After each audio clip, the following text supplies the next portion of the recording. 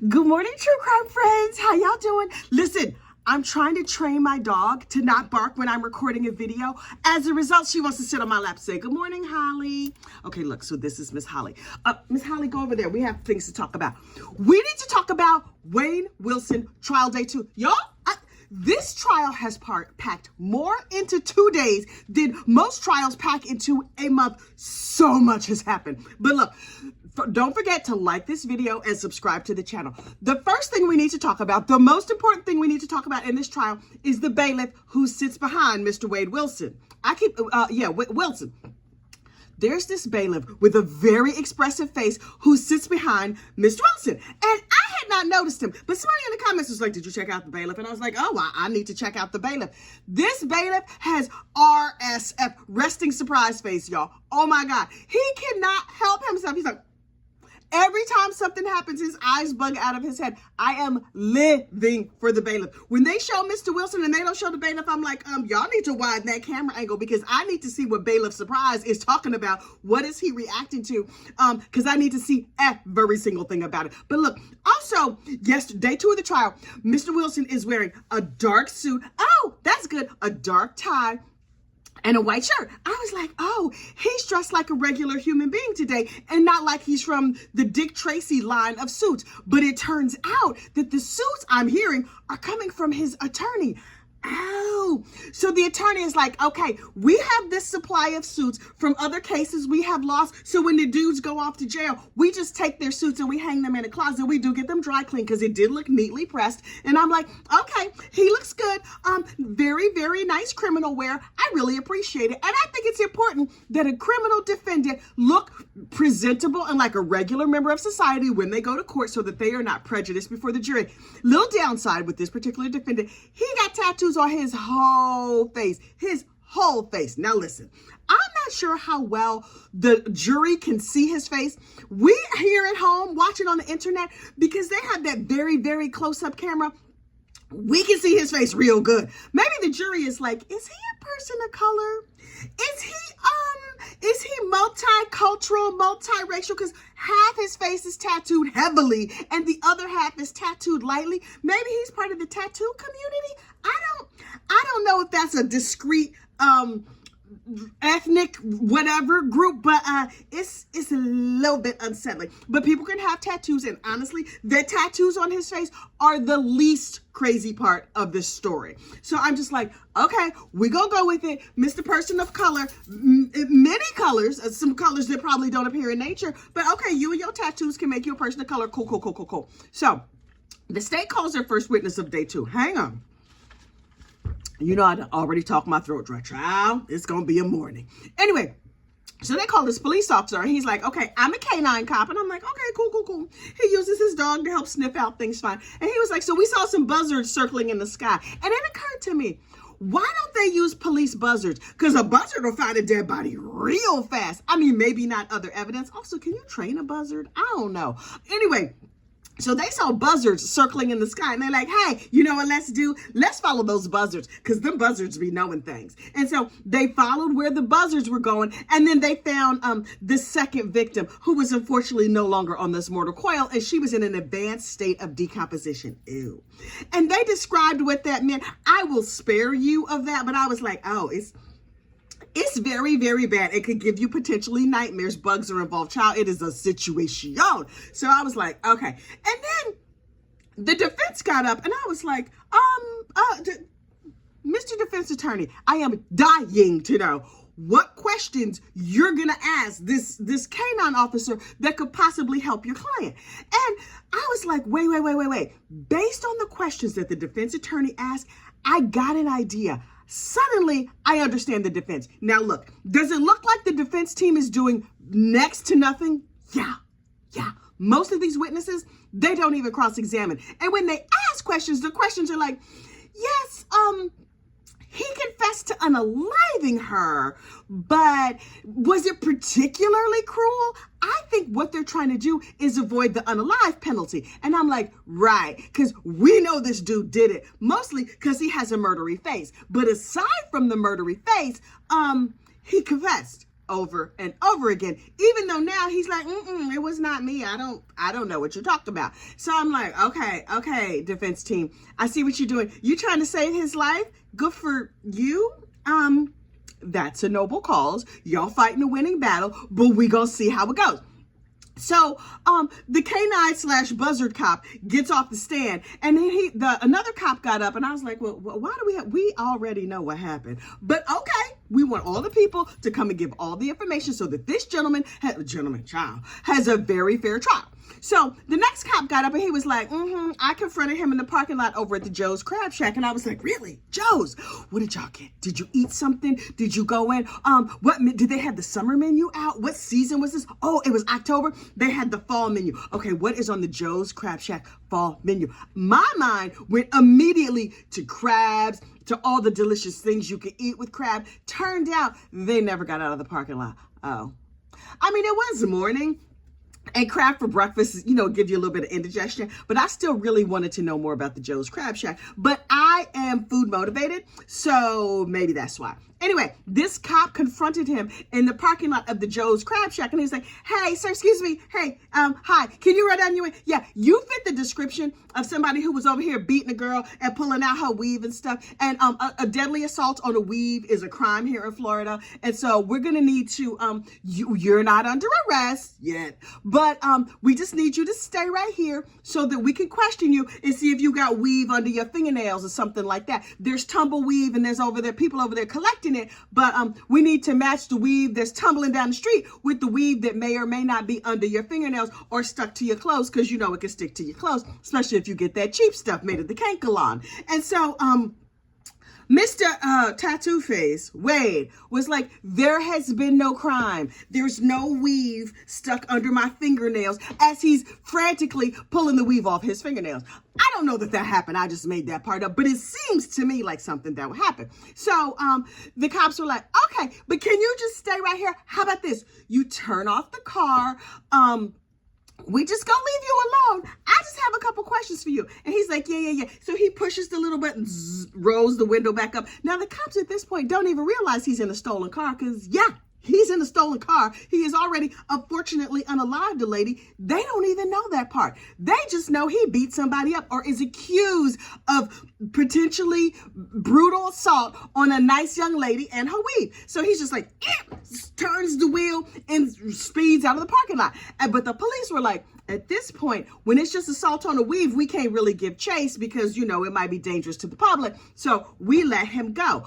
Okay, cool. I believe it was after this encounter with the popo that he ran into the second victim, Miss Ruiz.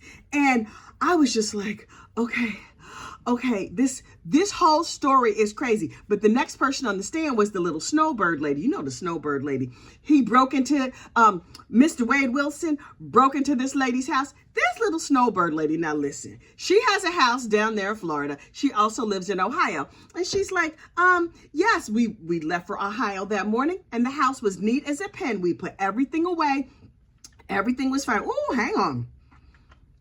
You know how the devil be getting in my throat, drying it out and stuff, trying to keep me from talking. Get thee behind me, Satan. Anyway, so the snowbird lady was like, our house was neat. I always leave my house neat. I would never go to Ohio and leave my Florida house a mess. But then the cops called me and were like, ma'am, did you say you could have guests over? And she was like, no, my house was locked up and it was neat. What happened? And so then they started showing pictures of her house. Oh, Mr. Wade Wilson, he broke a window. He broke a screen. He went inside. He ransacked like the cabinets and stuff. He left cabinets open. Oh, I hate it when people leave cabinets open. That alone, I personally think he should be arrested for, because that is just rude and unnecessary. Maybe he has a little bit of ADHD. My child who has ADHD leaves the cabinets open all the time. Drives me out of my mind. But anyway, honestly, considering there's some unfortunate unalivings in this whole case, I think the leaving the cabinets open is probably the least of the worries here. But I wanted to throw it in there so I could give you a sense of how terrible a human being this dude actually was. He's out here in these true crime streets just leaving cabinets open in strangers' houses after a B&E, because, breaking and entering is, okay, anyway. So he goes in the house, he borrows some clothes from the husband, he leaves belts and stuff laying all over. He left the place a mess. And then he drank. Now, Keep in mind, the night before he was drinking heavily, he was using cocaine, and then he drank a bunch of White Claws. So his brain was feeling extra ticklish, right? He didn't drink like one or two. Now, I'm not entirely certain what White Claw is. I believe it's like a seltzer or something like that. But based on the labels on the can, it seems like there was different flavors of seltzer. I don't know how White Claw works. Anyway, he drank a whole bunch of them. He didn't even recycle. These unalivers are just terrible on so many levels. What about the planet? Anyway, so he left cans and stuff all over the place. And I was like, rude. And then he ate a sandwich. In the testimony of the snowbird, they didn't get into all of the details of the sandwich because I want to know what kind of bread he used. Was the bread toasted? Were condiments involved? Did he touch on mustard and mayonnaise and stuff, or did he leave that alone? I suspect it was bologna because bologna keeps for a long time, and deli ham and stuff like that, not so much. But she did not detail, was it a ham and cheese? Oh, do you have pepper jack? Do you keep pepper jack in the house? Oh, I love pepper jack cheese. Anyway, so he broke in their house, he messed up their screen, he ate their food, and he drank their White Claw. So rude. And so I was like, okay, thank you, Snowbird lady. I'm sorry about your baloney. Anyway, then the next person they called was this dude, Stephen Testa. And I was like, okay, they said, Mr. Testa, how you doing this morning? How's your mom and them? What's going on? So what do you do for a living? And he's like, I work for myself. I install garage doors. And I was like, oh, this is probably the witness who replaced the screens in the Snowbird's house when this terrible criminal came and drank up her White Claw and ate her bologna and stuff. And so they were like, okay, how do you know the defendant, Mr. Wade Wilson? And he's like, I'm his father. And I was like, wait. This is Wade Wilson's daddy. Tell me every single thing. I need to know everything. And so he broke it down for me, and he gave us details that literally blew my mind. First of all, this gentleman who was on the stand is like 46 or something. I was like, his daddy? They seem awful close in age. Turns out, Mr. Stephen Testa, he was 14 or 15 when Wade was born. Wow. And they were like, okay, how old was Stephen's mama, his biological mama? And he was like, she was a year younger. So she was 13 and 14? Did you? At 14, like, I had science class, right? I had family planning class, so I knew how things worked. But at 14 or 15, they was out there. Really? I'm fascinated. So young. Anyway, so the girl had the baby. She was like 14 or 15. 14, I cannot even imagine. So they decided, like, we're too young to parent. So the baby went up for adoption. I think that's lovely. That's really, really beautiful. They gave him like the opportunity to have a good home with a good family. Clearly it ain't work out that good, but the intention was really, really wonderful. Some people down from the church at Stephen's mama's church, the church people was like, we're going to take your baby, little 14-year-old girl who's having a baby. Okay, give us your baby. And they raised the baby. They had some other kids. He has sisters or whatever. This is a question that I have.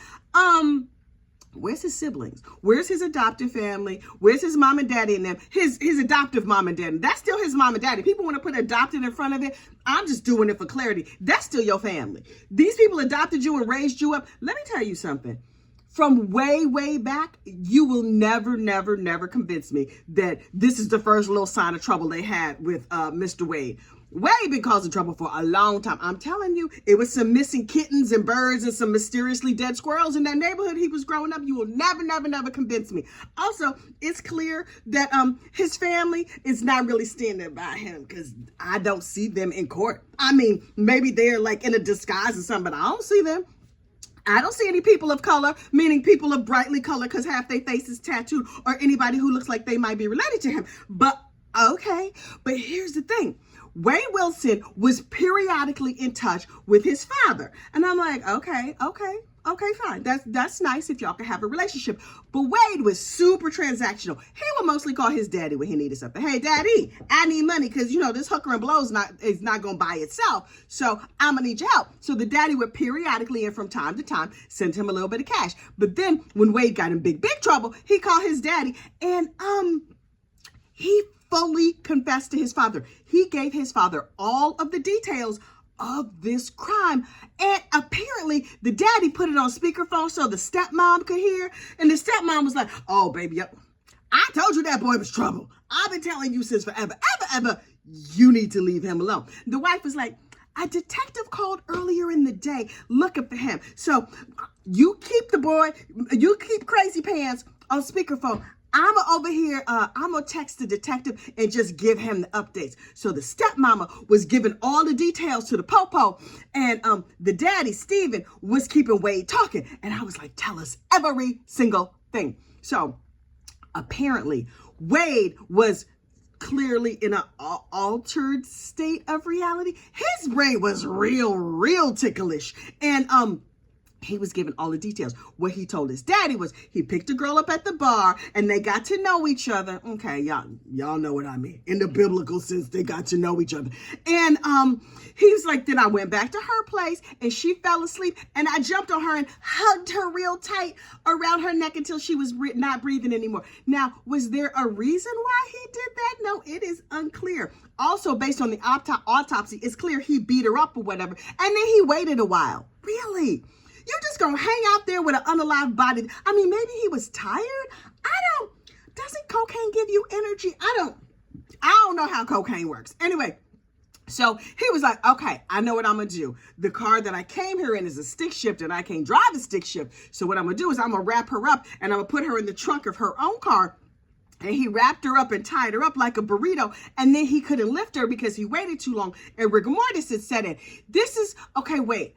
For my entire life, I have had this theory that as a fat girl, I cannot be kidnapped because number one, I'm just unruly in general. I have an unruly personality. I know it is shocking to you, but I'm a little bit of a chaos muppet. And so I was like, number one, I talk too much. So anybody who kidnaps me is like, can we please just drop her off? I really need her to shut up. And I understand. Sometimes I wish I would shut up too. So anyway, I was like, number one, I'm not going to be kidnapped because I talk too much. And number two, I'm too heavy to lift. So I'm safe. Turns out this lady was a smaller lady. And so that did not work out well for her. But then the rigor mortis set in and he was having trouble moving her. And I'm like, oh, okay. So that's another reason. So I guess you can't really plan for that. Anyway, so he couldn't move her because of the rigor mortis. So he just left her laying in the hallway, littering. Anyway, so then he left and he took her car and then he went and he choked up his girlfriend and damaged her weave and all of that. Terrible. And then after he sped off from the police, from the Joe's Crab Shack, that's when he saw the second victim just walking down the street minding her business. And what he told his daddy was, he was like, hey, excuse me, can I get directions? And then he somehow lured her into the car. I don't know how that would have happened, but he must have been very charming. Keep in mind at this time, he didn't have a bunch of tattoos on his face. Because if somebody pulls up to me asking for directions and they got tattoos on their face, no thank you. Nope. I mean, honestly, if they pull up to me in the car and they're just asking for directions, I'm standing way back and I'm going to be like, there's Wi-Fi over here. You're going to need to get on that and go on and Google that and leave me out of it. I don't want no parts of your shenanigans. But so he lures this lady into the car. And while he's driving along, what he told his daddy was he choked her while he was driving.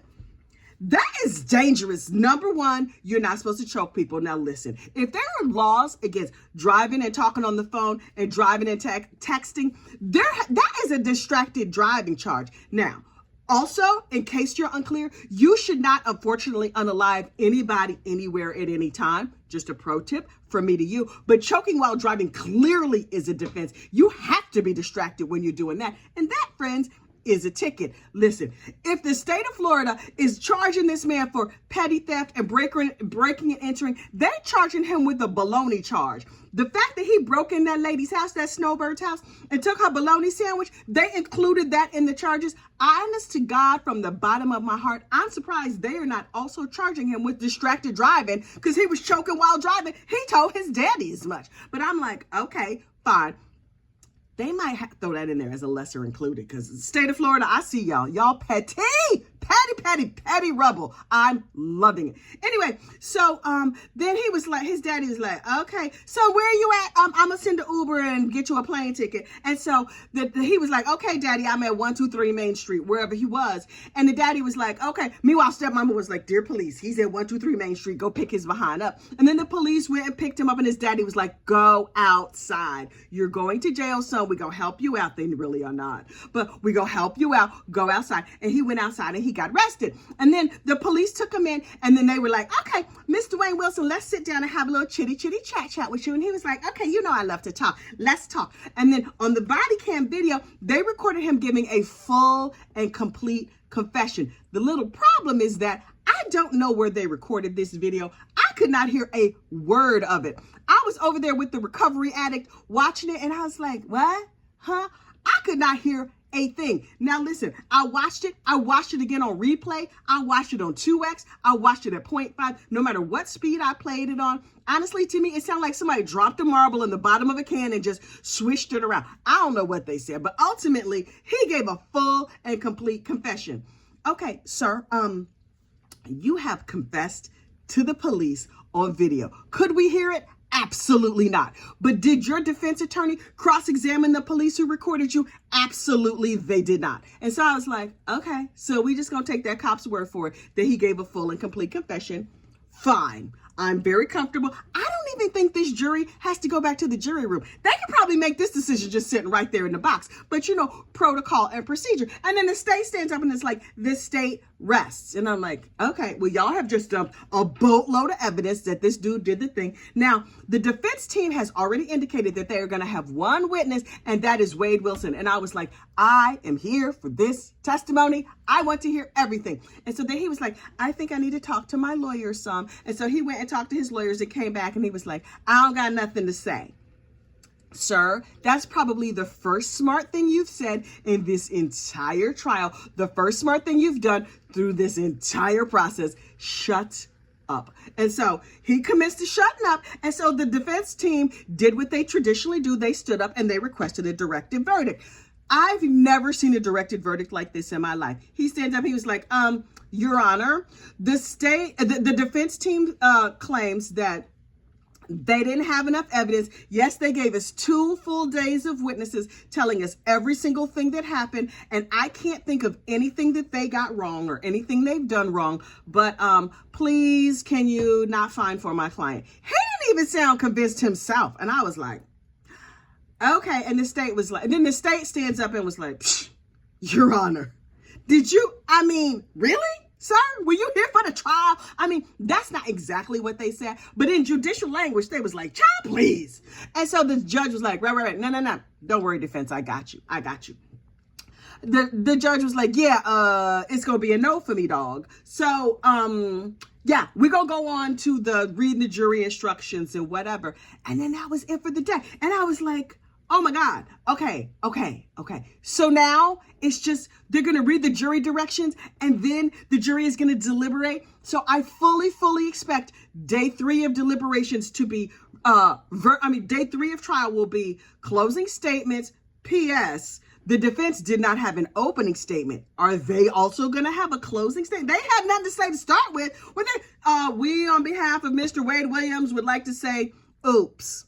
Thank you, Your Honor. And just sit down. What is going to happen? What is going to happen? So closing statements from both sides. I don't expect that to take that long. And then jury directions. I promise you the jury directions will take longer than either the closing statements or the verdict watch. And then I guess we go to the penalty phase. There's a penalty phase in this, right? This is definitely a DP trial, an unalived penalty trial. So Florida, we gonna see how this works. This gentleman, are they gonna do the trial again where they do like the people say like, oh, please don't unfortunately unalive him. His mama sniffed glue or something like that. I don't know what they gonna say.